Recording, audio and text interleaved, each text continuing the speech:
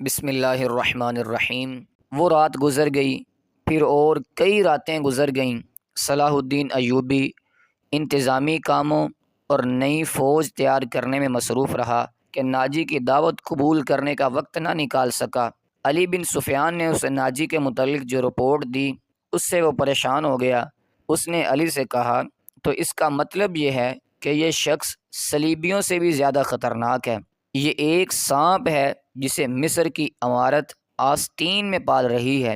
علی بن سفیان نے ناجی کی تقریب کاری کی تفصیل سنائی کہ اس نے کس طرح کس بڑے آدمی کو اپنے ہاتھ میں لیا اور انتظامیہ میں من مانی کرتا رہا۔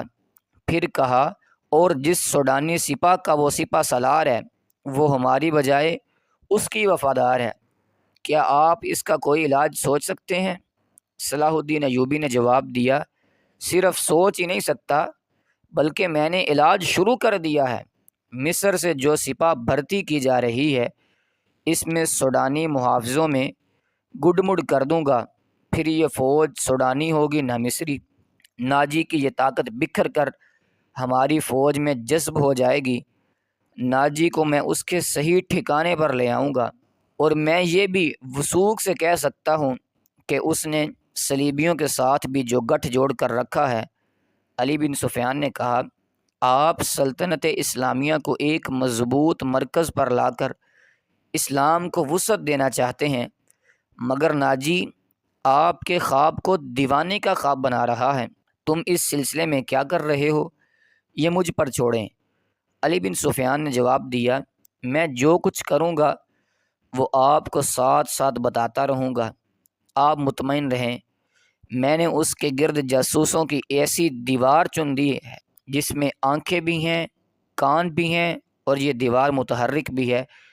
یوں سمجھ لیجئے کہ میں نے اسے اپنے جاسوس کے قلعے میں قید کر لیا ہے۔ صلاح الدین ایوبی کو علی بن سفیان پر اس قدر اعتماد تھا کہ اس سے اس کی درپردہ کارروائی کی تفصیل نہ پوچھی۔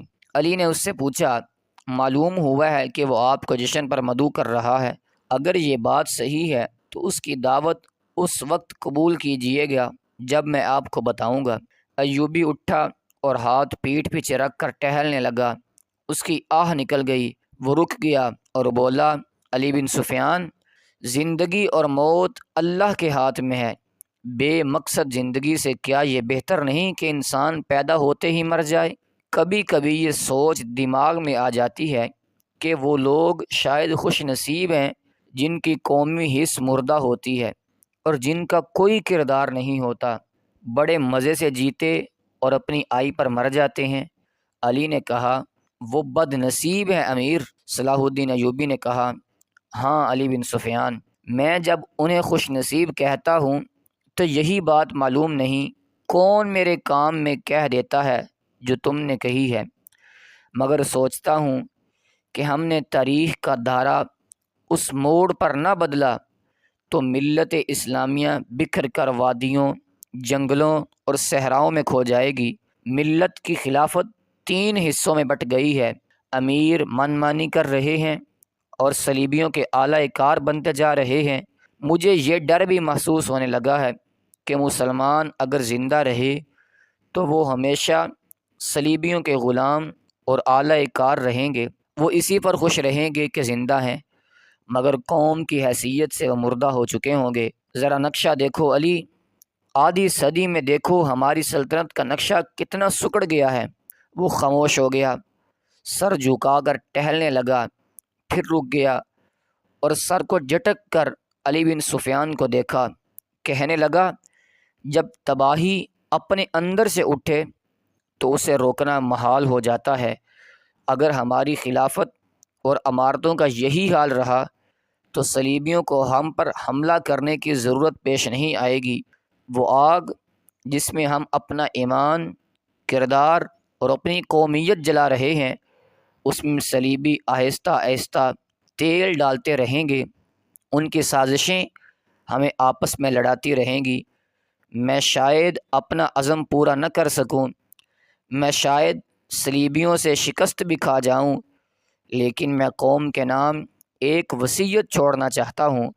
وہ یہ ہے کہ کسی غیر مسلم پر کبھی بھروسہ نہ کرنا، ان کے خلاف لڑنا ہے تو لڑ کر مر جانا، کسی غیر مسلم کے ساتھ کبھی سمجھوتا اور کوئی معاہدہ نہ کرنا۔ علی بن سفیان نے کہا، آپ کا لہجہ بتا رہا ہے جیسے آپ اپنے عزم سے مایوس ہو گئے ہیں۔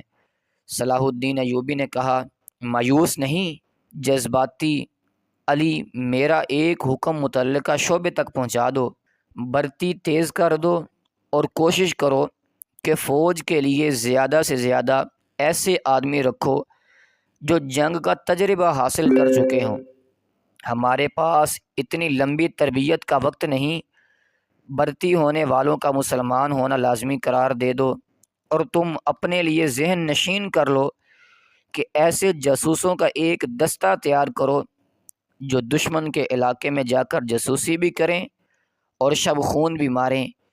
یہ جان بازوں کا دستہ ہوگا، انہیں خصوصی تربیت دو، ان میں یہ صفات پیدا کرو کہ اونٹ کی طرح زیادہ سے زیادہ عرصہ پیاس برداشت کر سکیں، ان کی نظریں عقاب کی طرح تیز ہوں، ان میں صحرائی لومڑی کی مکاری ہو، اور وہ دشمن پر چیتے کی طرح جپٹنے کی مہارت، دلیری اور طاقت کے مالک ہوں، ان میں شراب، حشیش وغیرہ کی عادت نہ ہو، اور وہ عورت کے لیے وہ برف کی طرح یخ ہوں۔ برتی تیز کرا دو علی بن سفیان، اور یاد رکھو میں ہجوم کا قائل نہیں، مجھے لڑنے والوں کی ضرورت ہے، خواہ تعداد تھوڑی ہی ہو، ان میں قومی جذبہ ہو اور میرے عزم اور ارادے کو سمجھتے ہوں، کسی کے دل میں یہ شبہ نہ ہو کہ اسے کیوں لڑایا جا رہا ہے۔